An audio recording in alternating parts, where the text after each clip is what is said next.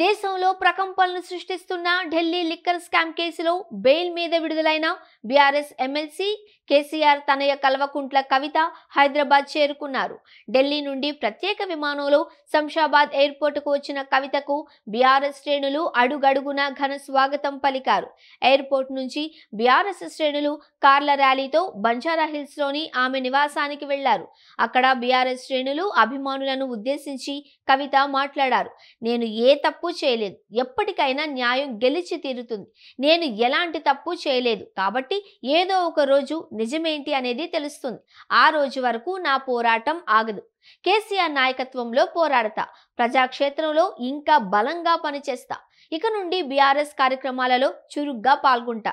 ఈ కేసు నుంచి కడిగిన ముత్యంలా బయటపడతా అనే నమ్మకం, విశ్వాసం రెండూ నాకున్నాయి అంటూ కవిత కీలక వ్యాఖ్యలు చేశారు. మరోవైపు తన తండ్రి కేసీఆర్ను కలిసేందుకు కవితే స్వయంగా ఎర్రవెల్లిలోని ఫామ్ హౌస్ కు వెళుతోంది.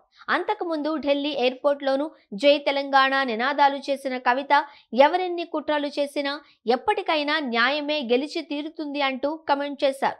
కవిత వెంట బీఆర్ఎస్ వర్కింగ్ ప్రెసిడెంట్ కేటీఆర్, ఆమె భర్త అనిల్ తో పాటు కుమారుడు కూడా ఉన్నారు. ఆమెకు స్వాగతం పలికేందుకు ఢిల్లీతో పాటు ఇక్కడ హైదరాబాద్ లోనూ భారీగా అభిమానులు, పార్టీ కార్యకర్తలు తరలి వచ్చారు. ఇదిలా ఉంటే ఢిల్లీ లిక్కర్ స్కామ్ కేసులో ఎమ్మెల్సీ కల్వకుంట్ల కవితను మార్చి 15న హైదరాబాద్ లో అరెస్టు చేసిన విషయం తెలిసిందే. ఈ కేసులో మార్చి 26న కోర్టు జ్యుడిషియల్ కస్టడీ విధించింది.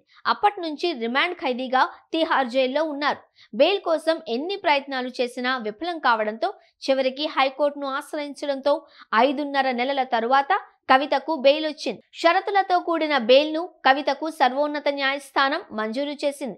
ప్రొసీజర్స్ అన్ని పూర్తయిన తరువాత ఆగస్టు 27న రాత్రి సమయంలోనే కవిత జైలు నుండి విడుదలయ్యారు. జైలు నుండి బయటకు వచ్చిన సందర్భంలో కవిత తీవ్ర భావోద్వేగానికి లోనయ్యారు. తన కుమారుడు, భర్త, అన్నను హత్తుకొని కన్నీళ్లు పెట్టుకున్నారు.